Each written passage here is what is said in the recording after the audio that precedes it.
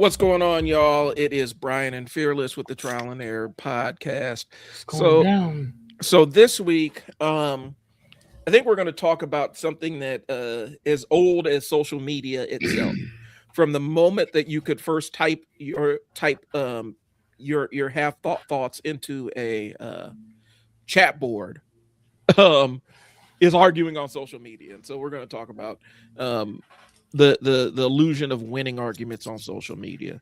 And I got Um, some real life stuff to address, but also talking about the idea of um, this idea that people have to agree with what you believe. Like there's no room for any kind of disagreement. Like we can't, and it's not even agree to disagree. It's you're I can't exist until you see things my way, kind of stuff. And so that's what we're going to talk about today. right. And so, but yeah, my name is Brian. I run a media company called the Media Room / I Sell Words. My goal is to teach people how to build video marketing systems to grow their business. That's what I got. And I'm a philosopher. So, All right. boom, pop, boom.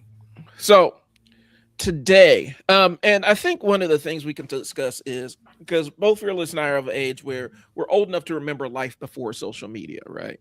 And one of the challenging things about life before social media is it's hard to explain it to people that weren't there. But before social media, for specific topics, in order to hear somebody's opinion about specific topics, somebody that you're a friend with, you actually had to kind of have a conversation with them about said topic, or they had to introduce it in some kind of flow. Like there wasn't you couldn't read their threads, you couldn't read their posts or anything. And so I think for a long time, we existed without really necessarily having to deal with opinions that oppose our own on a day-to-day basis, just because the social contract and people trying to be friendly with one another and stuff like that. And one of the things on social media that has spawned is now you can see what your friends think about things all the time, depending on how much they post and how political their content is.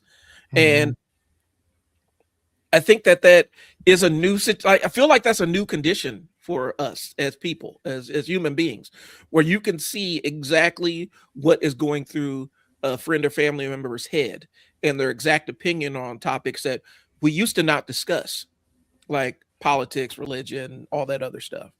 And so now it's kind of open season, and I think we're starting to see a lot of people actually grapple with that. What are you thinking? Yeah. Yeah. I mean, back in the day, it was everything was word of mouth Yeah. or the rumor mill, which it kind of still is. But today, there's receipts Right. for the things that you say, the things that you've done. And then the other thing, too, is that there's no filter. Yeah. That's the You know other what I'm saying? side. Like, there's no filter on anything. So, if people mess with you, they mess with you. If they don't, they don't. And they'll tell you why, Yeah. or at least come up with some excuse of why they mess with you versus why they don't, which is okay too. Yeah, that's fine. And I'm cool with that aspect of it. I think what happens is sometimes there's some people that they've gone their entire life without hearing an opinion that contradicts their own. And so as soon as they experience one, it's like a mandate, some kind of mandate from God that they have to convince you to see things their way. Hmm. And if they can't convince you, they're going to lump you into a specific category of people that they don't want to interact with and stuff like that. And so I think we've kind of crossed that event horizon where you can't. It's almost like um, we have people that, in order for them to be in their soul, in order for you to be in their social circle, you have to be in complete and utter agreement and moral alignment with everything they do. Hmm. And I think as human beings, we do have our red lines, like, right? Like there's certain things, certain people I'm not going to interact with or rock with based on their beliefs about specific things or their actions on certain things, right? But then there are other sides where it's like it's just a minor political disagreement or minor moral misalignment, And I think people are getting to that point where they need everybody that's in their social circle to be perfectly morally aligned. And I almost feel like sometimes that creates an echo chamber. I agree. Like I do not disagree with that. You know, Like it has to be like a hive mind type of thing that this is what we're going and that's it. yeah. So like, yeah, I get it. There is no in between. Like you have to see exactly how I see things on this specific issue. And if not, then something is wrong with you. Or Mm-hmm. I have to recontextualize the nature of our relationship. And I do feel like that's kind of becoming this endemic thing on social media. So I wanted to discuss, and I think we're starting to see more of it on you're starting to see more like on Jubilee and stuff like that's one of the bigger channels on YouTube now. Whereas all it is just people arguing with one another. And it's not even really real argumentation. It's I make a point and then we bicker back and forth. Or I make a point and then the other person berates me with all kinds of other talking points. So it's not even the debate level. It's just arguing for the sake of arguing. Right. And maths, maths. Most of the time, there's no fact checking on either side of it. Now, you may come and you may already know what your facts are, but the sad thing about that is that I can drop 3 lies. 3. Yeah. Right. And for every lie that I drop, you have to then go behind me and then contradict that with the truth, with this, that, and the other. So the truth takes way more time than a lie does. And by the time you hit me with the truth, I done lied about 5 or 6 more things. Right. That you now have to come behind me and fact check everything that I just said. So it's there's no use to talking to somebody who, or I should say whom, doesn't want to know anything more than what they know. Yeah. Now if I'm talking to a person and you're okay and you're open to changing your mind, if you're okay to opening up and changing your idea on some stuff, I'll be more than happy to talk about this. But there's nothing to talk about if you're not gonna budge. Right. I'm wasting my breath and you're wasting yours. Yeah. Like I think we're good on that. And I think it is drawing that line in the sand. Are we arguing? Are we debating to seek knowledge and expand our understanding? Are we debating for understanding? Or are we debating for entertainment? Right. Or as a distraction? And I think more times than not, our debates, specifically in the online space, they end up getting reduced down to, I'm just debating because I'm distracted. I need a distraction from the other things I got going on. I need to do something else, right? Yep. I need to bump. I need to crash into somebody else because my mind needs stimulation, and that's kind of what it is. And so, and that's where I feel like a lot. But I feel like that's where our discourse is. I remember growing up, there was a show on CNN called Crossfire, and I remember that. That was early stage, and people didn't necessarily react the best way to it. People are like, this is kind of a dark point in political discourse and blah, blah, blah. And now we got 1,000 crossfires going on. That was with Chris something. Yeah, and Tucker Carlson. Tucker Carlson started there. But it was just 2 people sitting down arguing something, and then that ended up becoming an entire format. Since I'm a sports nerd, that ended up hijacking ESPN's entire daytime format. It's literally 2 people sitting at a desk yelling Chris Matthews. But and then because initially a lot of the Sunday morning political talk shows used to be more roundtables, where somebody would they would present their political point and somebody else may counter it, or they may just present a opposing point without necessarily directly countering that person. But the debate arguing culture has taken hold so much. Like I said, it poisoned ESPN's entire daytime lineup of sports programming, where it's literally just two people sitting there arguing about it. And neither one of them may even actually believe in the thing that they're saying. They're just doing it because it's good television. And they're And going to make unfortunately they got to double down on whatever it is that they're talking about. Yeah. They got to make a soundbite. I mean, Stephen A. Smith built a whole career off of it. And to the point where he's even contradicting himself openly and people are pointing it out. Nobody cares. Because that's the end of the day. At the end of the day, for some people, it doesn't matter if you point out they're being hypocritical. Okay, and point. Mm-hmm. I'm a hypocrite. I don't care. This is what I'm saying now.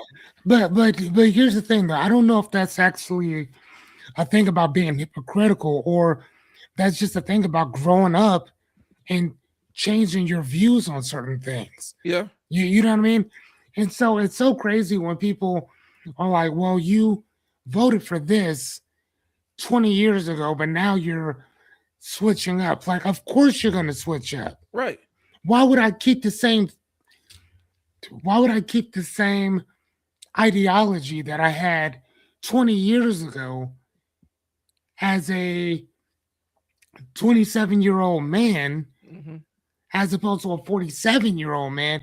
I don't think the same way that guy does. Yeah. There's certain principles that he had that I still have, but there's certain belief structures, there's certain ideas that neither one of us has. Like, we don't have them. And I'm cool with that, where your perspective evolves over time.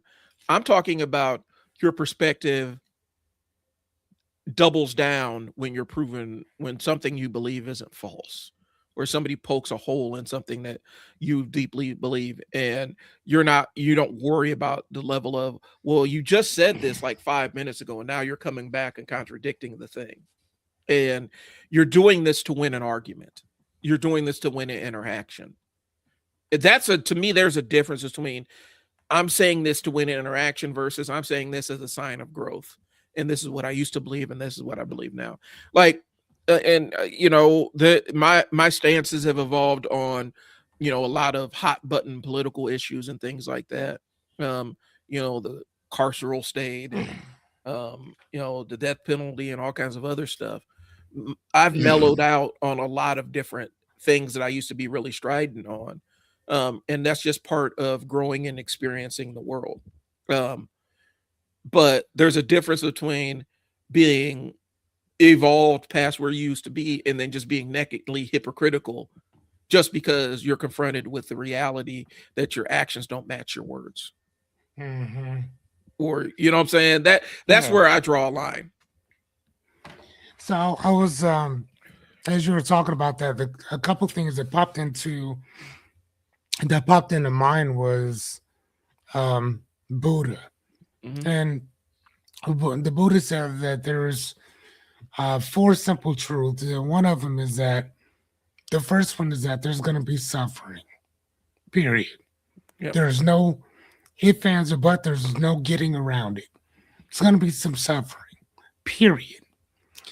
The other thing that he said was the reason why a lot of us suffer and struggle is because of our attachments to things. Not just physical, but mentally attaching ourselves to certain things as opposed to letting it go. Right. And, it's so funny, man. There's a movie, one of my favorite movies is Dogma by Kevin James. Jay and Silent Bob. Kevin Smith. Kevin Smith, yes. Jay and Silent Bob. Chris Rock is in it. Ben Affleck and all them, like my favorite movie. And Chris Rock was actually the 13th apostle. And he said, he was talking to the last prophet. And she asked him, she said, what was Jesus like? And Chris was like, he was quiet. He just liked to sit around and listen to people talk. He said the one thing that he didn't like was things being carried out in his name, murders, wars, disagreements, all this stuff. Hmm. And he said he didn't understand why you guys have a belief system in him as opposed to an idea. And and then he goes on to say that because I think she questions like, what do you mean by the difference between a belief and an idea? He said people kill, they die for beliefs. Yeah. Ideas are easier to change. You know, I mean, you can change an idea. Beliefs are a whole lot harder. And I've always taken that with me with everything. That some of the things that I may believe, maybe let's kick the legs out from under it Hmm. and call them ideas, not beliefs. Okay. You know what I mean? I know At what you mean. least from myself. And I I started asking myself, philosophical questions like, what does Thursday look like? If all of us were to go to sleep and um all the calendars were taken away and we have to start all the way over with calendars, right? Mhm. There's no time. I mean, we got time, but no days are gone. They're everywhere. They're gone. Mhm. What does Thursday look like? Looks like any other day. Any other day? Mhm. You Thursday for the most part is based on what you're doing. Right. So there has to be an event that happens on this particular day that lets you know that it's Thursday. The weekend doesn't look any different. Oh, I like that. It looks like a moon face. There you Mhm. go, that part too. But even with that though, the moon doesn't show you like what Thursday looks like. It just shows you where the sun is during certain times. But I just kind of thought about that. I like that idea that that's all it is an idea. Mhm. If we were to switch everything up, it wouldn't be different. You know what I'm saying? There would be no difference. Yeah. I mean, at least to me, it wouldn't. One of the things I used to have to tell my workers, and it was kind of a hard explanation to them, is um, when you there's a weird thing where once you start getting down to somebody's core beliefs and their fundamental understanding of the world or how they believe how the world should work or operate, that's where you really, really, really start getting into um, more primal kind of behaviors where somebody feels like they're fighting for their existence. And it's really common when you're dealing with families and stuff that may have different levels of dysfunction or whatnot. And you have to prove to them that the world they believe is really just an example of their own brain. And that's where and I told my workers, you got to prepare for it. When you upset somebody's entire understanding of the world, you're going to see behaviors that you would never expect out of them. We used to see it with kids that we get in that came from environments where they were dealing with such a complete sense of lack that they're in a place where there's abundance and they're being taken care of and people are looking out for them. You would always see a kind of explosion of really crazy behaviors. And that's like, that's a natural thing. And I think we encounter that online where somebody doesn't quite understand why they believe what they believe.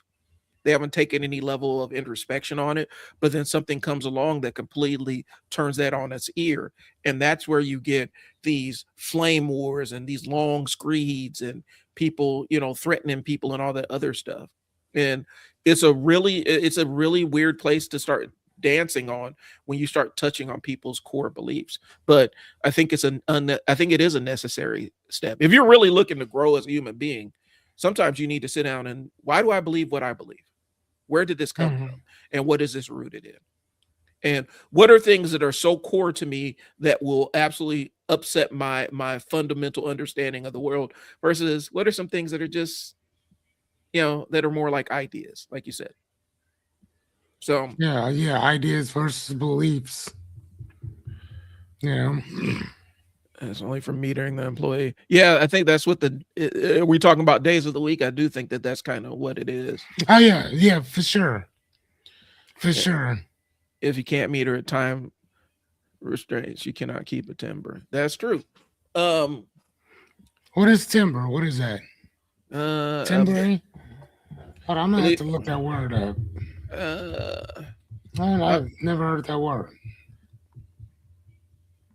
Unique character or unique quality or character of a sound that distinguishes different voices or instruments, even in the same pitch or volume. Okay, so what does that have to do with time constraints?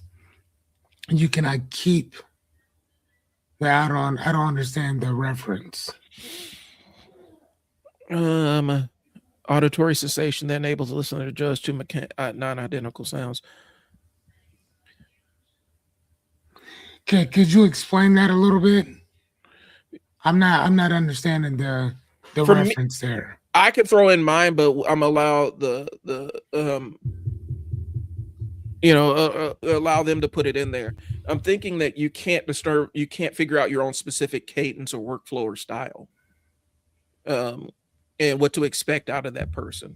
At least that's how I'm kind of perceiving timbre. I know I'm familiar with it from music a little bit, but to use it in kind of this right, yeah, that's what I mean. Yeah, like because I think that they have this in the option setting in a car, but I've never understood it or heard it from the context of having a conversation. And we're both word that wasn't musically inclined. So and we're both word nerds, and so we want to know. So see if this something. And again, if I don't know something, I'm asking. Like I don't understand that or whatever. So yeah, please explain. If we need to throw it in the lexicon, let us know. That's a word that I need to be throwing into. Well, yeah, for sure. So, like I said, I understand it in the concept of musical instruments. Okay, yeah. And voices and stuff like that. A specific sound. And so I'll ask for a lot of people that are 10 toes down in the Facebook or Twitter or Threads or Instagram or YouTube arguments and comments. What does winning an online argument actually look like? What does it mean when you win? To win an online argument? Yeah. I think it's more egotistical than anything else. You know what I mean? Like, I think that it's more egotistical. Ego. Yeah. It's what you win. You get to inflate your ego a little bit. And depending on who you're arguing for or what you're arguing against, I don't know. For me, that's why people argue. No, you know what I mean? I mean, think about people that are sent to prison for years, for life, given a death penalty because somebody argued that that they should be there. And then come to find out that person had absolutely nothing to do with any of that. And it's something I've said multiple times, Fearless. We've talked about it on here. In court, it's never about the truth. Truth doesn't matter in the court of law. No. It never is. It's about who can present the most compelling argument. And more times than not, the factual argument is the one that sounds the worst.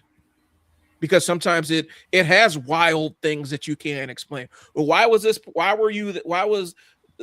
suspect or the plaintiff there? Or why was the defendant there? It just was pure random dumb luck that they happened to be there. Well, why? Right. And the more compelling narrative is they were there to do X, Y, and Z and harm such and such, right? That's the narrative that our brains will accept as human beings because it makes sense in terms of what our narrative bias is, where we have a bias towards a story. But if it says it was pure random luck, they just happened to be there, there was no rhyme or reason, they just happened to be in the same place at the same time, that we don't like that as an answer. It's too ambiguous. The human brain does not like that level of ambiguity. It will not deal with it. And so we like everything real simple. It will manufacture a lie to keep the narrative intact. And that is that's our narrative bias. We will create something that is completely and fundamentally untrue that sounds like a more complete narrative than believe an incomplete narrative that is actually true. It's a crazy thing. That's why a lot of times, when you look at court cases, they're like, well, he's, a court of law and jury of his peers. And it's like, yeah, but what was the story that was being told? What evidence was being suppressed? What didn't they hear? What part of the story did they not hear in order to create the narrative? Because it's easier to convince people, well, he was there to do X, Y, and Z, and that's why he was there, than it was dumb luck. And that's crazy that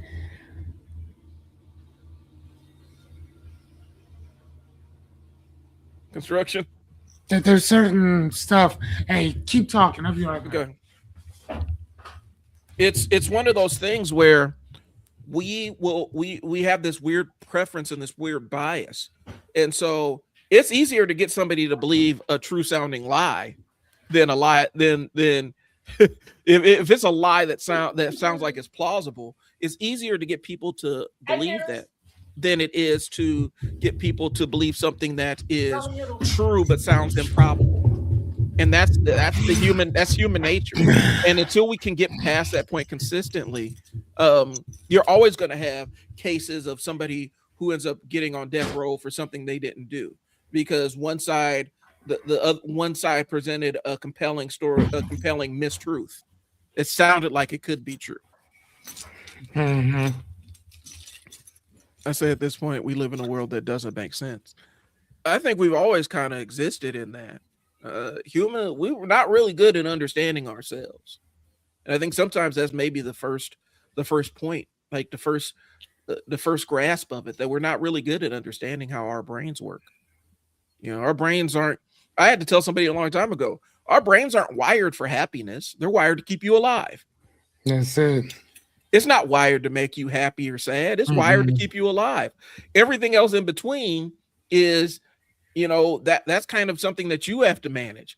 But, if you're saying, well, you're depressed because your brain's out of whack, well, the chemistry might be different in your brain, but your brain ain't wired to keep you alive. It ain't wired to keep you happy. It's wired to keep you alive. Yeah, to keep you alive. Yeah. The other stuff you got to manage. You have to find ways externally to manage the other things that are going on, whether it's medication, whether it's cognitive behavioral therapy, whatever it is. You have to find that thing. Your brain doesn't necessarily seek some kind of mental balance.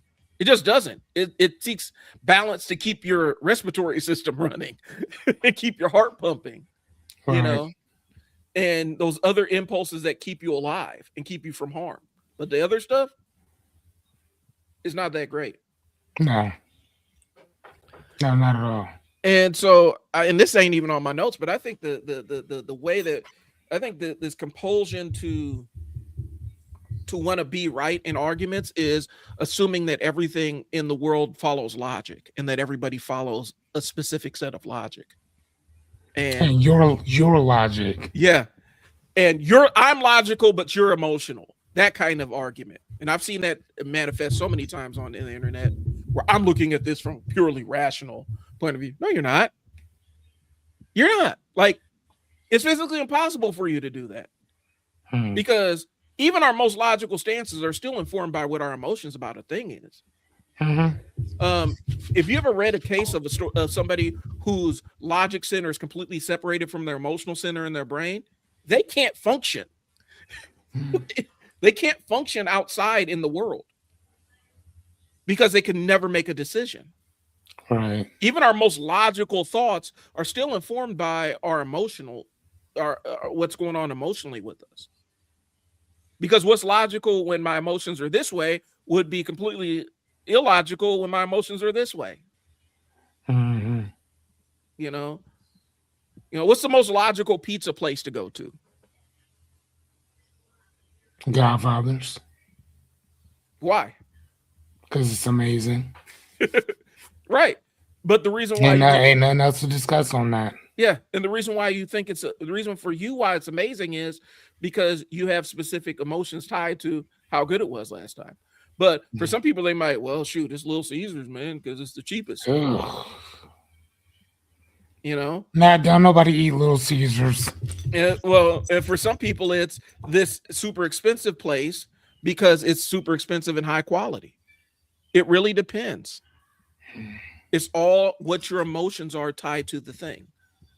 I can say I like my favorite color is black because blah blah blah blah blah. It's just my favorite color is black. I just have my own reasons.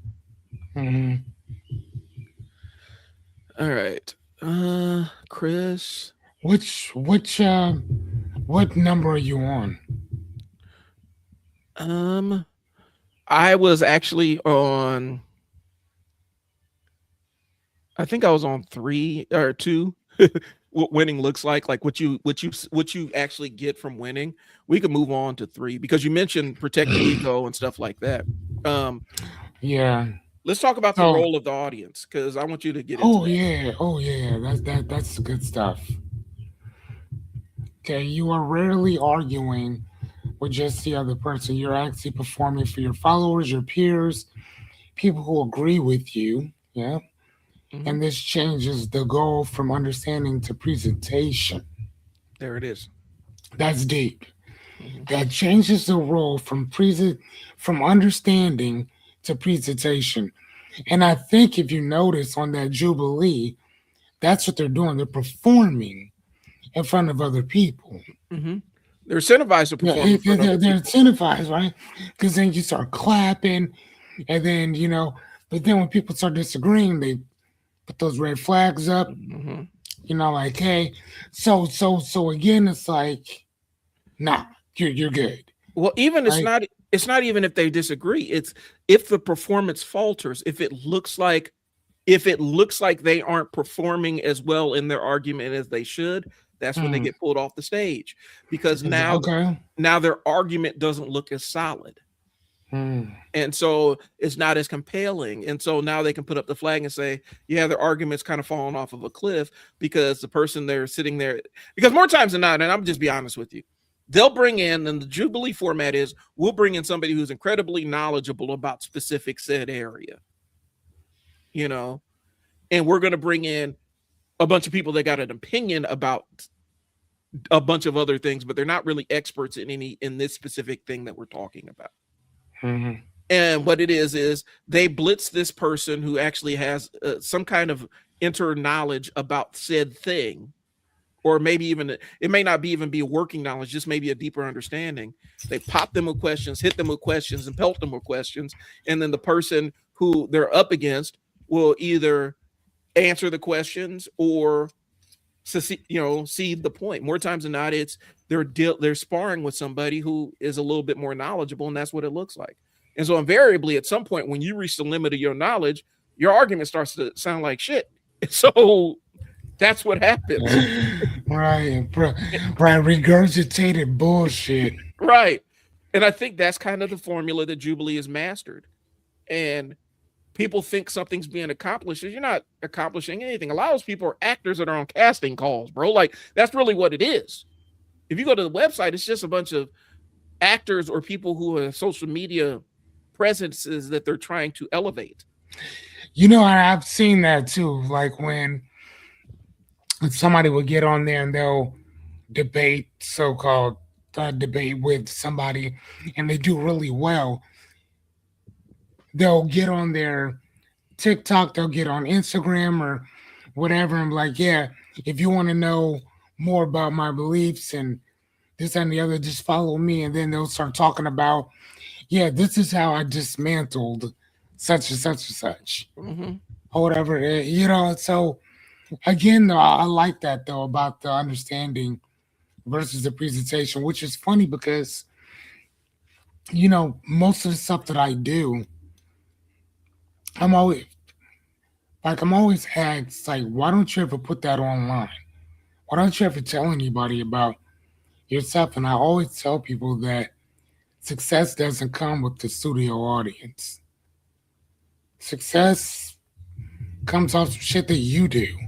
It ain't got nothing to do with other people. At least to me, it doesn't. So if I'm out flying somewhere to go pick up something that means a lot to me, what do I need to show you a picture of that for? Right. I don't need to be braggadocious on anything. Like I'm happy that I did this or I got that. But I don't need to I don't need somebody to merit or I don't need that congratulatory type of you know what I'm saying thing or whatever just because I accomplished something. You know, there's some shit I'll just keep to myself. Right. You know, so for me, it's never really the audience, it's me. Like if anything, I am my audience. Yeah.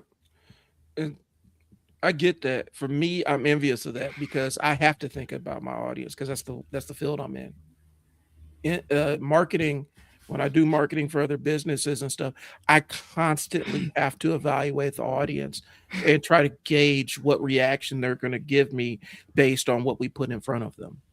And it can make you to the point where you overweigh people's opinions about stuff and you try to engineer their behaviors based on your words, and then your words end up losing any potency because they're so well thought out that you've stripped all the emotion, you strip the barren of any kind of emotion. And that's the dilemma of the marketer. That's why a lot of times marketers have a very difficult time marketing themselves. And if you talk to multiple marketers, it's the same thing across the board. We can push other people's stuff to the moon, but when it comes to talking about our own stuff, we end up running out of the words. Hmm. And that's an ongoing challenge. And that's the difference between the marketing and advertising. Advertising, it's just you get a bunch of at bats, and sometimes the advertising works and it connects, and other times it doesn't, and you're just on to the next thing. The marketer has to think about multiple layers about, okay, does this alienate our audience? Okay, this ad didn't go over well, and we lost a significant amount of the audience, so we have to figure out how to re-engage them and all the other stuff. We have to think on a whole nother level. And so I'm envious of that because I always end up having to think about the audience. And sometimes it's thinking about the audience experience way too much. And that's why I don't. Mm-hmm. You know what I mean? Like I don't. I think if anything, it's when I talk about certain things, it's to be understood Mm-hmm. or whatever. And because uh, teaching is just one of those things that I love to do.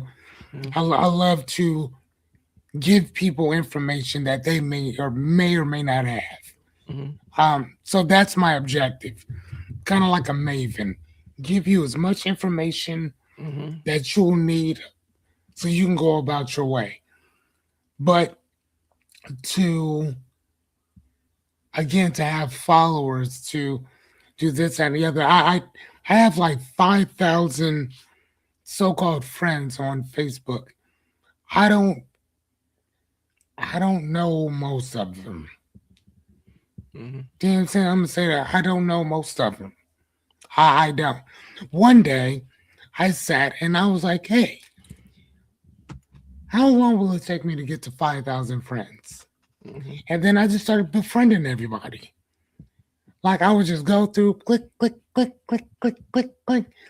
And then for like a month or so, people would just accept, accept, accept, accept. So then it got to like 5,000 friends. And you know what I did? And then what I noticed I didn't know before is that if you start putting stuff up, unless they mess with you on a consistent basis, they're never going to see any of your posts. Exactly. Any of them. And you can change a little bit by paying for it, but even that doesn't change the game too much if they're not interested or unengaged. Nope. And see, for me, it got to a point, and this is going to sound crazy, but it turns to an overcompensation kind of thing where I'm like, well, shoot, I think too much about what the audience thinks, so I'm gonna get out here and post this and crazy thing and see how people respond to it. Right. And so it's a double-edged thing. But I think specifically on social media, we misinterpret what an audience actually is. Because I could talk about the mechanics behind that entire thing. You have 5,000 people on your feed or in your friends list. Maybe less than 1% of them see what you post on a daily basis, and all that depends on their level of engagement with you. That's a real thing. And I think oftentimes people on social media, specifically businesses on social media, struggle with that concept. Well, our page is this size. We got all these followers. Well, just because you got all those followers doesn't mean they may not see a third of what you post. It's so many different things where they have to send signals to that social media platform that they are interested in it. I finally got to the point where I'm seeing most of my family stuff. For a long time, I couldn't even see most of the stuff my family is posting on a daily basis. And it became intentional about engaging with the stuff. But then here's the last thing. For those that, if your social media is depressing you and you're logging on and seeing all the bad news and everything that you don't like, and media personalities that infuriate you, or political people that you don't like, you need to tailor what you engage with. If you're always arguing about this, that, and the third, then your social media platform is going to say they engage with this thing. They may not like it. It may not be a positive engagement, but they engage with it. Show them more of said thing. So if you are tired of seeing videos about people getting, such and, X amount of people got murdered and blah, blah, blah, and, this horrible thing happened to these kids and all this other stuff, you got to stop sharing that stuff. You have to stop engaging in it. You have to stop liking it and sharing it to your friends, because once you stop doing that, your algorithm will say, okay, well, they're not engaging with this anymore, so let's show them other stuff. Yeah, my algorithm is weird. I got some. Mine is a mix of comic books and current events and like food videos, and that's about it. And marketing stuff, because I do follow a lot of marketers. Like my algorithm is like on some Ripley's Believe It or Not type shit. Yeah. Like my stuff is weird. It's so bad that like Jessica would be like, dude, please don't send me anything else. Like she's like, dude, please don't send me nothing. So let's go. Let me see where we're at, because we were talking about the audience, and more times than not, the debater is they're not trying to win the debate as opposed to win the audience's approval. And the audience ends up becoming the target of who you're talking to, and not the person you're debating. And so, more times than not, you're playing for the crowd. You're in front of the crowd. You're on the stage when you're in these debates, and you're trying to see how other people react to them. And I think a lot of times, especially with the political ones, it turns into, well, did you dunk on them in the comments? We dunked on them in the comments, which means they got a bunch of likes on a thing that they said, but was the thing you said actually accurate, or did it just get the most likes? And I think oftentimes it falls into, well, it got the most people liking it. Well, just because a lot of people like a thing doesn't mean that they're correct. Right. And so that's what it is. Are you playing to the person? Are you playing to the crowd? Or are you debating for the sake of knowledge, gaining knowledge, or are you debating to win the engagement? Those two things aren't the same thing. And we've seen it, and it's not even just social media. It's presidential debates, it's political debates that you see on television. They're not arguing. They're arguing to win the audience, and they're arguing to win the engagement. They're not arguing from a place of truth, because the people that tell the truth more times than not lose. Bad. They lose badly. And sadly enough, the people who actually want the best for you lose too. Yeah. Because bad. because and it's just a natural function of human behavior. When you want the best for a lot of people, or you're driven to tell the truth, you have to you have to try to put very uncomfortable truths in front of people, and people don't like the truth. People want to be lied to, and I'm telling you this. I'm telling y'all this, and it sounds awful when I say it, but we would rather deal with a very, very pleasant looking lie than uncomfortable truth, just as a baseline. Yeah. Because it informs our narrative bias. Like it goes into like it satisfies that narrative bias. And so people say they want their politicians to tell them the truth. No, they don't. They want their politicians to tell them things they want to hear. Yeah. They don't want you. I mean, here's the thing, man. I think that if people understood how everything kind of ran, and you were to wake up and you were to see it for what it is, you probably wouldn't even go back to work. I ain't gonna lie. I mean, you probably just walk out of your house, go build a tent somewhere, and go grab yourself a book and chill out. Mm-hmm. Like I like being like I love sociology, like love it. And for those of you who may not understand what sociology is, it is basically the study of systems and how you pertain to that system. Mm-hmm.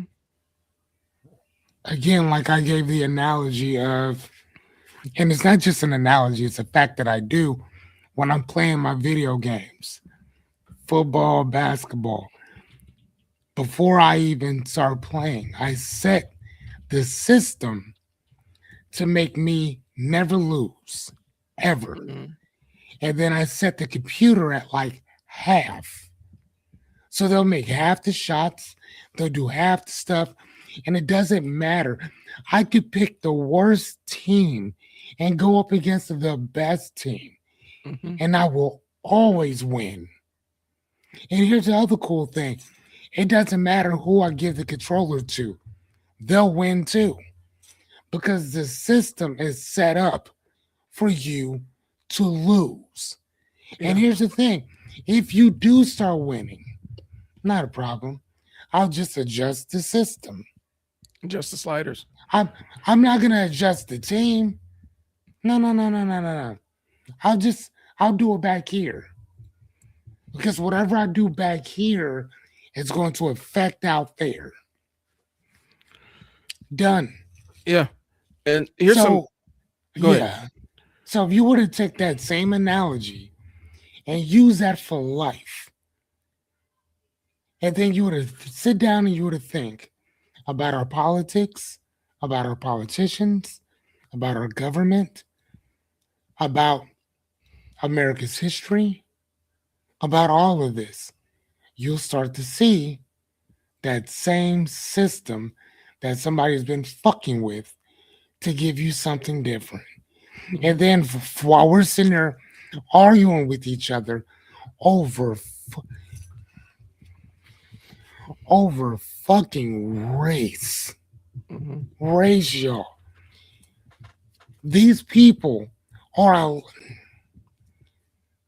There's no reason why we don't have a universal health care. There's no reason. There's no reason why we don't have free education. There's no reason why we don't have housing. There's no reason why we shouldn't have food. There's no reason why we shouldn't have the basic building blocks of life given to us by a government that we elect and put into office to look out for our best interests. And collects money from us. That collect money from us to give to other countries. To start shit with people in other countries. All I'm saying is that if that's what you want to do, cool. Whatever. Give us these things and go do your thing. You want to be the bully of the world? Do you. But make sure that this here is good to go. So here's the thing, and this is kind of a logic exercise for people. It comes from That's just what I think. It comes from It's either You Are Not So Smart or Be Less Dumb. It's a book about cognitive science, but he talks about this very specific study. And basically, the study it was testing out humans' desire for fairness and how it interferes with what benefiting everybody. And so, more or less, it was a game where everybody had this fake currency that they're passing around, right? And as they go around, everybody has a certain amount of money. And as they go around, they make around, everybody puts a certain amount of money in the pot. You're not aware of how much money the person next to you puts in at first. You're all passing the money around. And at the end of the round, you all split it up, right? And you all get the same amount of money. And this game could go on indefinitely until it gets leaked, until it gets discovered that until somebody realizes I can put in less money and still get the same benefit. Then somebody starts putting in less money. And eventually the people in the game start becoming aware of it. And so they start putting in less money or refuse to put any money in at all. And eventually the game stops because there's not enough money to go around.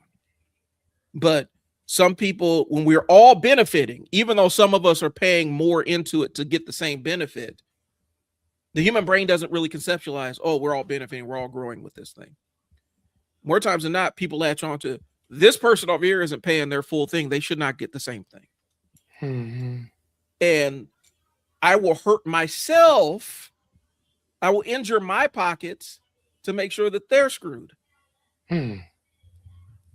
It's a really interesting study. If I could find it, I will post it in the thing. But I've read stuff like that before too. And it's a human nature thing. It goes into where everybody has to make the same contribution. But hold on though. Is it though a human thing or is it a cultural thing? I think I don't know. And that's where I'm saying. That's where because that's my point. Because in certain places, they don't act like this. But that goes into, okay, and so that we talked about a couple weeks ago. Remember we talked about Susu and how a lot of migrant communities have community lending within the community.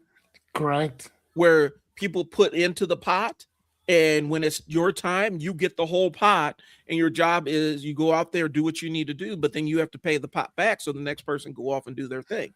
Well, a lot of it might be a cultural thing because you try to explain that to Americans who aren't familiar with the concept.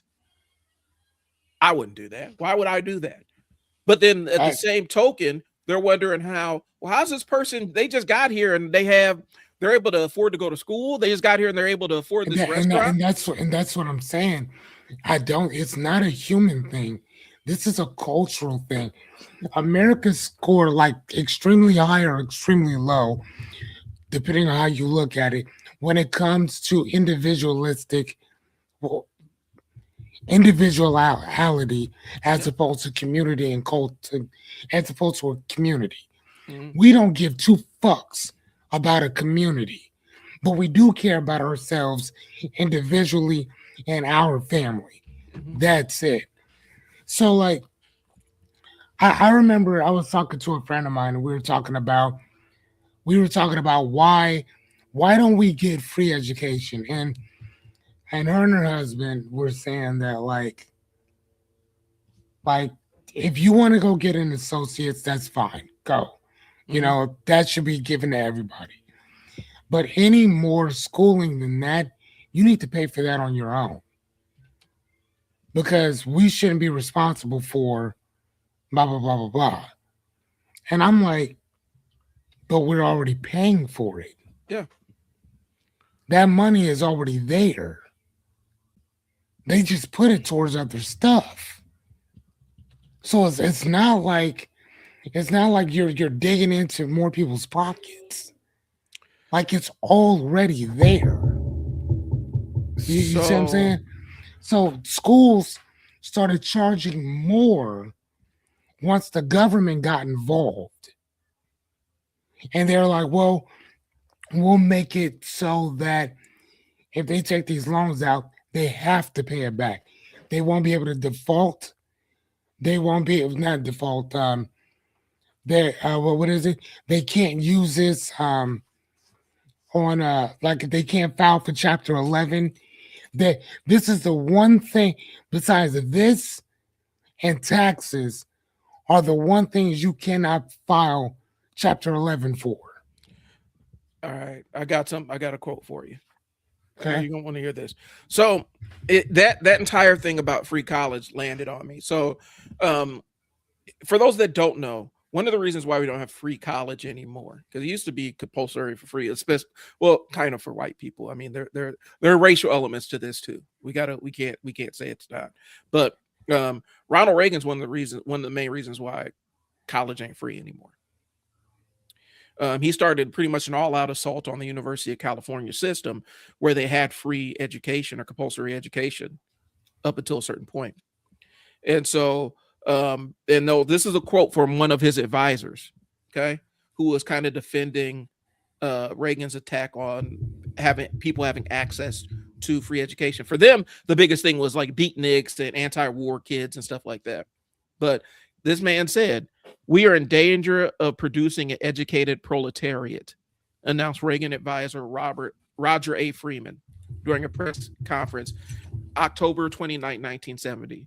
Freeman, an economics professor at Stanford, was also an advisor to President Nixon. "We have to be selective about who we allow to go through higher education." He said we have to be selective about who's allowed to be in higher education. So they started cutting funding and putting the burden on the students to provide their own education. In a society that is about growth, Mm-hmm. in a society that is about bettering yourself and chasing your dreams, why would an educated group of the proletariat, why would that be a threat? And a lot of it had to do with the fact that during the 60s and 70s, you were in revolutionary times, and a lot of the people that were rebuking the system or pushing back were also college educated kids. And they love to read. Right. So I mean, even with the Black Panther Party, those are all they college called kids. them all kind of stuff. But dude, they were extremely educated. Extremely. So they sat and they made sure that they knew the law, that they read the law. They knew it front and back. Mm-hmm. They had classes on it constantly. If you get pulled over, this is what you do. Like, seriously, I mean, it's no wonder why they dismantled that shit. Mm-hmm. There's no wonder. Because you start removing people's ability to access education or putting it behind a paywall. Because here's the thing, people think, and this is the conversation we have all the time. And I know we even have people that watch the show frequently that will disagree with what I'm saying. The way we frame college, we frame it as only one type of value that you extract from higher education, and it's where it puts you in the job market. And Correct. For me, I think it goes beyond that. I don't think everybody has to go to college, but I think it should be an option for everybody that wants to go. Yeah, for sure. And for me, being in college forces you to understand that there are other people out there who have different perspectives about the world, and your knowledge about how things work isn't complete and it's not total, and it forces you to expand your horizons about things. That's why so many people, they talk about, well, I sent my kid out and they came back, blue hair and all this other stuff. They expanded who they were. They expanded their horizons and started. It's supposed to turn it. College is supposed to turn what your kids leave your house with. It's supposed to turn it on its ear a little bit to challenge them so they can grow into the kind of adults that are going to produce in society, as opposed to worker drones. And I think a lot of people view college simply as a degree mill where you get this degree and all of a sudden that's your career track. That world ceased to exist 50 years ago. Gotcha.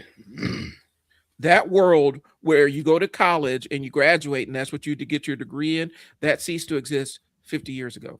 I've had plenty of conversations about people who were sneering at kids going to get art degrees and stuff like that. And I'm like, I know multiple people who are six-figure earners who have art degree and they're working in their field. It's just not the way that you understand it. They're set designers on commercials and on broadcast.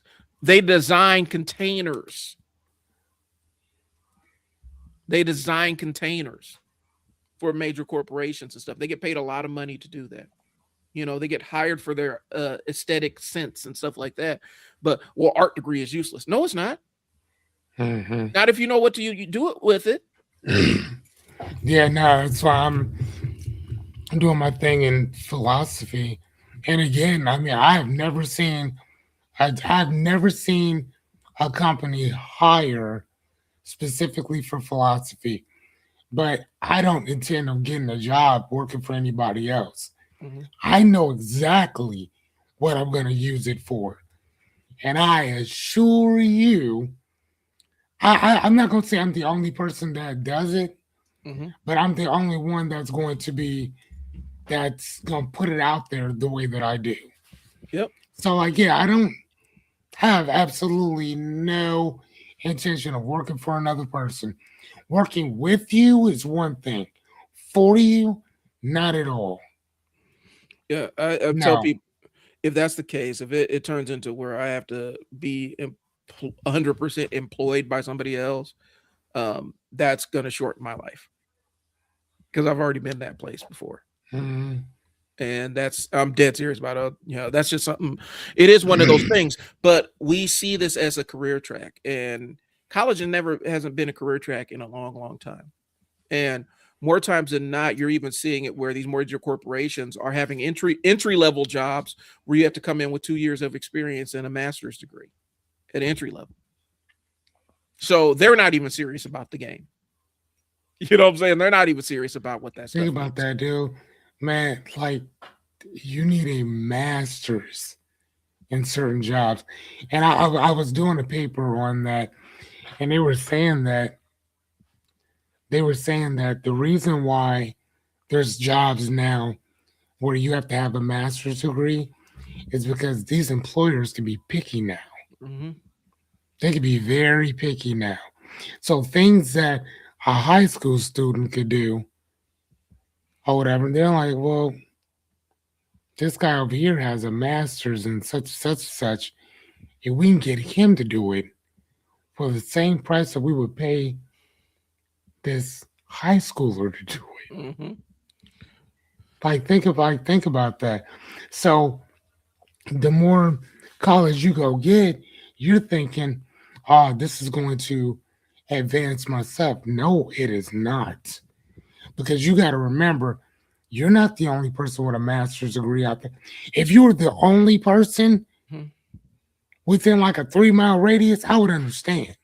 But you're not. It's just like having a doctorate. Motherfucker, I know 4 doctors. Like, what are you talking about? Well, 4 of them. Here's the thing. So in a lot of companies, they'll post a job just because it's close to the earnings call. You don't know what we're talking about. Basically what it is they're trying to bump the price of their stock value up. And so they have to make it look like they're a growing company, and growing companies hire. So they'll post a job without ever having any intention of hiring anybody who applies for it. Not at all. That's the real game that's being played here. And so when we started gatekeeping education, and the only reason we started gatekeeping education was because they were forced to desegregate schools. Say that again. This is my opinion. I could be proven wrong, but the reason why we started gatekeeping education, because look at it with Reagan in the 70s, right? I don't think OPS got desegregated until like 1975 or something along those lines. The Omaha Public School District. It was late. It was late in the game. But as soon as we started desegregating schools and allowing everybody to have access to these schools, and you couldn't have just white or just black or just Latino schools, and you couldn't narrowly just force all the kids of one color into a school, what happened is they said, okay, Well, since we can't do that anymore, we need to throw a paywall around education. Because all these people that were artificially kept out and instantly have access. Immediately have access. Mm-hmm. And as a result, they made it harder and harder for average people to go to school. That's why for not average people, but for your general, like the majority white folks, they made it harder for white folks to go to school just to prevent everybody else from going for free. And it's a cutting off your nose to spite your face kind of thing. It doesn't make any logical sense. It's all emotion. Mm-hmm. But we don't want we don't want said group to have access to said thing, and so we'll punish ourselves to prevent them from it. How many middle class white kids would be unburdened if school was compulsory again, where it's just free, where you can go to college for free? They would be instantly unburdened. But because the schools were getting segregated all across the country, and there was this fear of an educated proletariat, as they put it, they said, we're going to use the state of California as kind of the test base for charging tuition for schools. Right. And all these other states to follow suit, because it's a good way to keep people in control, where you limit their access to knowledge. There's like a knocking on your end. Yeah, I was on the computer. Oh, it's like is it? Might be yours because my. Hold on. Can you hear that? Yeah, I heard hey knock. Yeah, my mic's right here. Nothing's touching it. There's something that like let me turn off my mic real quick. Sorry, guys. See if I still hear it.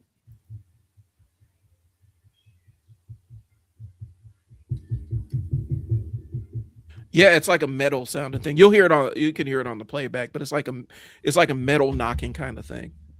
So anyway, so what we're saying is they artificially limited access to college just because they wanted to control who had access to it. Why would they do that? That's an interesting thing. And a lot of times it comes from the fact that limiting knowledge allows you to, when you limit people's knowledge, it allows you to push through things that they may not agree with just because they don't understand what you're talking about. And I think that's informed a lot of the debate culture that we have right now. There are plenty of times where somebody who has no earthly idea what they're talking about will fight to have the last word with you about a thing that they have no concept of. So we talked about the audience becoming the real target, and I kind of mentioned the need for the last word. Okay. So what does having the last word create for your kids? For my kids, having the last word makes them feel like they won. My daughter is really good at that. She feels like she won the argument when she has the last word. Gives them a sense of control. They are controlling the flow of the conversation. It makes it feel like there's a level of finality on it. It's not open-ended. They had their last word. Even if nothing's changed. And so more times than not in these online debates, when somebody goes radio silent, the reason why you don't see people just say, you know what, we're not going to agree on this, I'm done, is because it feels like it's incomplete. It feels like you're ceding the point. And sometimes the person on the other end takes it as a win. You can't defend your ideas. That's why you've decided not to do it. That's what happened to my live stream, where I told the guy, I'm not going to do voice chat with you to debate about something that I'm barely talking about on this platform. Are you serious? Were you scared? No, I don't want to talk to you. I don't want to get on the phone and talk to. That's like a nightmare on my downtime, sitting there talking to somebody on the phone. Are you serious? Arguing with a stranger on the phone? But in his mind, because I refused to engage that debate on his terms, I didn't have strong enough convictions in my ideas and blah, blah, blah, and all kinds of other random stuff. And I'm sitting there like, bro, I was a debate nerd through middle school. I understand like what actual debate is, and what you're proposing is an argument. And I don't want to argue with somebody online. So what is it about that feeling of losing one of those verbal engagements, Fearless? What do you think it is? Why do you think people have such, they want to lose that engagement? They don't want to lose that verbal thing. Again, man, ego. You know, I mean, for me, it goes right back to self actualization. You know, that a sense of belongingness, Hmm. a sense of aesthetics of looking good.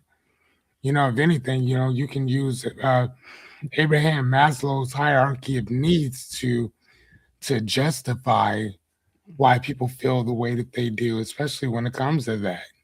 Hmm. That you know they may have the basic needs covered for the most part, but maybe they don't feel like they belong, and they want to feel like they belong to something. Right. You know, if you take the Civil War, if you take most wars here in America, why was it that when the natives were taking the, the colonizers hostage, when it was time to let them go, why do you think most of them wanted to stay? They didn't want to go back to what they were doing before. They didn't want to go back to the other white people. They didn't want to be around them anymore Hmm. because they never been treated with such respect, with such dignity, with such honor in general. Right. You know what I'm saying? They understood that these people have principles. There's certain stuff that they do not do and they will not do. Period. What? But What? that. And then if I go back to my camp, it's literally every man for himself.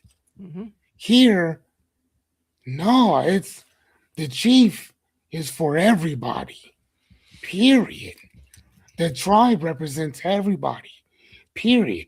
We all pitch in. What? Come on now. And so what you experienced, what you just said, what you just mentioned was that's a disruption of the narrative that they actually come in with. That's a just that it sounds improbable. And because it sounds improbable, people won't believe it's true. You can look in a history book and validate that. Hmm. But it sounds improbable. Just like, okay, so the argument, you've heard it, I've heard it. Well, there are black people that own slaves, right? You've heard that one, right? And it's like, okay, that sounds like it could be, so slavery was the way it was in the Americas and blah blah blah. It's true.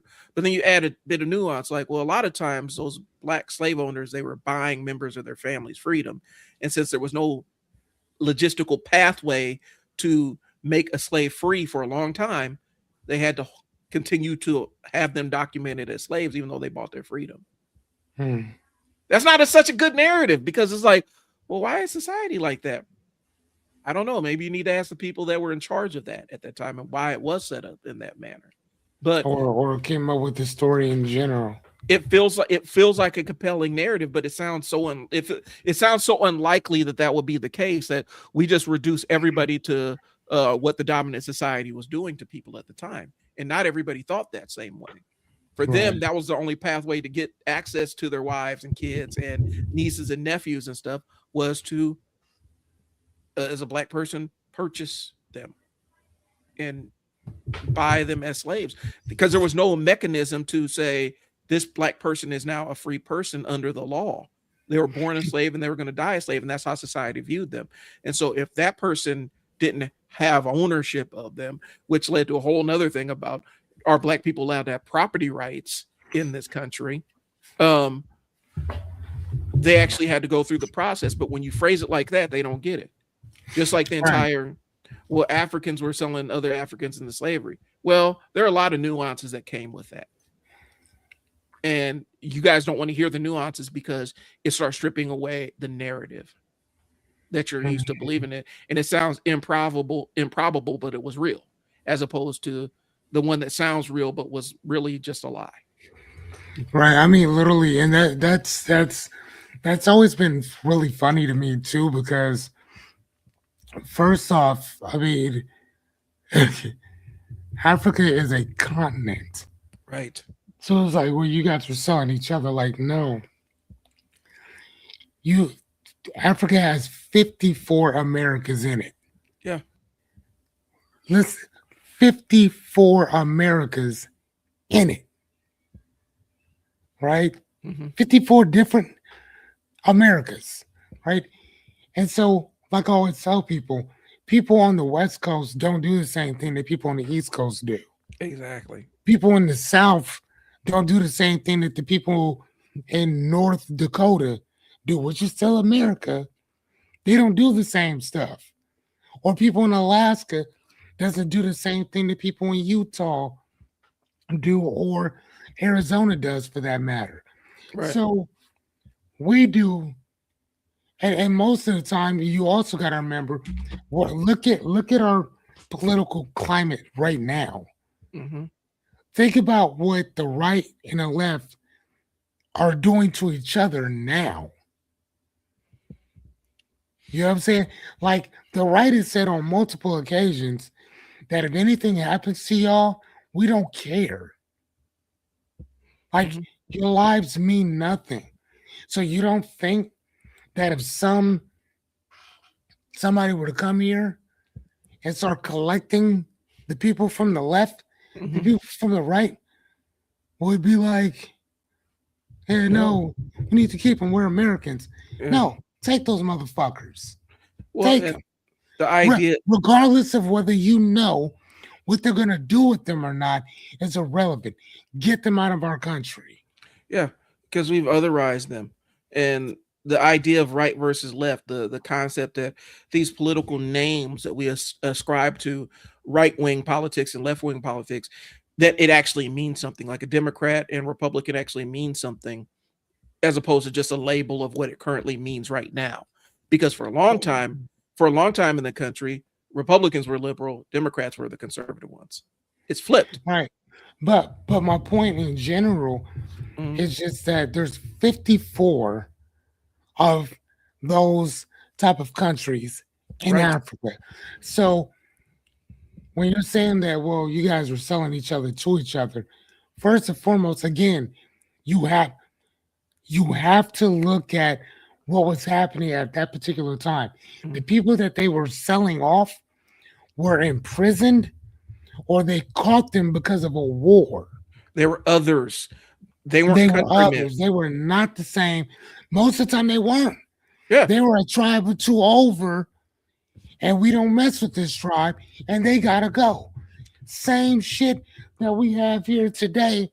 That if you don't like the way that a person's political beliefs are, you will figure up or conjure up a way to get rid of them. It's the same shit that we do here. Well, We'll okay. throw you in jail, or we'll get rid of you. And so let's go to that because I want to. They weren't countrymen. They didn't see each other as kinfolk or countrymen. No, they know. They shared a skin. They shared a skin color in some cases. And more They, not, they shared a continent. they shared a continent. That's all They it didn't share was. anything else. But then Nothing else. we overlooked the fact that hell, look at what happened in the United Kingdom. The reason why it's called the United Kingdom. There's nothing but wars. There's a whole history That's all it was. Of white British people fighting other white British people. Italy was the same thing. All these places had this inner, like, they looked alike. Some of them may even shared a language or a language that was similar, but there Mhm. were others over here in Scotland. They Scottish over here. We English. What are you doing over here? It was always that. And so when we use that narrative to talk about, well, what happened in Africa? Well, I mean, you got Africans selling Africans. Well, I mean, this tribe, this one tribe over here that was at war with this other tribe, and that's typically what happened. That's the only place that we do that is Africa. We don't talk about the wars that were going on in they made a whole movie about Braveheart. I mean, what they was drawing and quartering folks. Oh Were man. were they like if you were they different? They're all from the same continent or country, or they're all from the same landmass, Geographical area, yeah. geographical area, shared ancestry. They shared some religions, some languages. I know that there were differences between them, but there's other people. The only place we do that is Africa. The only place we do that is Africa. in the modern world. But every single major continent, every single continent that has multiple countries or multiple, like even China was at war with China in different parts. Japan was at war with Japan and other eras. Europe was at war with Europe. We had World War I, World War II. Right. You know, if you get in Eastern Europe, then people, some of them are sharing languages. They may even be distant cousins. They still at war with each other. And so when we have that conversation, the narrative never really expands anywhere past Africa because it's an easy narrative. It's an easy narrative that's been passed down for so many generations. We just latch on to it. Mm-hmm. So, okay. So we talked about the need for the last word. Silence is uncomfortable. That's why we don't deal with uncomfortable silences. We like to fill the air with words. I'm guilty of it when it starts getting uncomfortable. People letting things go. Why can't people let things go? Yeah, let's end it on this one. Okay. Yeah, we can kind of pick up for the next one. Yeah, I love that. Hold on. The need for letting go. We already did that one. Okay. Disagreements create internal tension. People feel unsettled, frustrated, incomplete. Responding relieves that tension. The response is not always about, oh, please, correcting the other person. It's about resolving your own discomfort. Okay. That's true. Now, do you mind jumping into touching a little bit on number 7? Because I think that it's kind of the lie. Yeah, so the illusion of correcting people, the assumption, if I can't explain it clearly, they will understand. The reality is that most people are not there to be corrected. They're there to defend their position. And that's the point. So the argument becomes repetitive, escalation, as well as a performance, not learning. And again, we kind of touched on that before when we talked about performing in front of a different crowd. Instead of wanting to learn, you're there to perform. Yep. You know, so it's literally that part of correcting another person is kind of that same thing too. So when you're talking to a person, it's a question of, do you want to learn anything, or do you already know what you need to know, which is called a saturation point. A saturation point means that you know everything that you need to know. You don't need to know anymore. Yeah. And when people get to that point, there's nothing else that you can say to them. There's no amount of information you can give them. Because even if they did read it, they're not going to care. Right. They don't care. I think that's the point, that most people, like, they don't want to be right. They want to give the performance of somebody who's right. They don't want to be factually accurate. It's more about giving the performance of somebody who's factually accurate. Because if it was truly about pursuit of truth, then you would deal with truths that don't make things look as good as you think they do. Right. That's the challenge on social media. It's all about the performance on the stage and feeling right as opposed to being factually accurate. All right. So I think that's a good ending point, Fearless. What do you think? I think so too, man. All right. We're going to pick this back up next week and talk about the social media and incentives of the performance of being right. And then we can go back to why people can't let things go. Yeah. Like, because that's a banger, though. I've had people come back and write entire script. Matter of fact, I got told to, like, this dude let this sit for a couple of days because I asked him a question on something, and and a couple of days later, I got an inbox on Facebook that says, "Why don't you go back to Africa?" Now, I didn't have anything to do with what we were talking about. Are you from Africa? No. Have you? Like, not at all? No. Okay. It was just, I got to get this off my chest. I can't think anything else. So I'm going to say this kind of racist thing to hurt his feelings. I was like, wow, that was random out of nowhere. Like a couple days later. And I had to look it up. Like, who is this person? Why are they telling me to go back to Africa? Well, it was because there was a Facebook argument or thread or comment. I said something they disagreed with. And that was the reply. Why don't you go back to Africa? And it was really apropos of nothing because it wasn't even really connected to that. It wasn't even anything racial or anything. I just disagreed with him. Yeah. So anyway, guys, we appreciate y'all tuning in. We're going to revisit this next week. This week, the assignment is let's go out there and try and realize when you're having one of these engagements on your social media platform. Am I trying to win the argument or am I debating for the sake of knowledge? Test yourself on that one and get back to us. Leave it in the comments if you realize that about yourself. But sure. That's all I got. I'm Brian. Fearless. We'll talk to y'all later. All right. See you guys. Peace.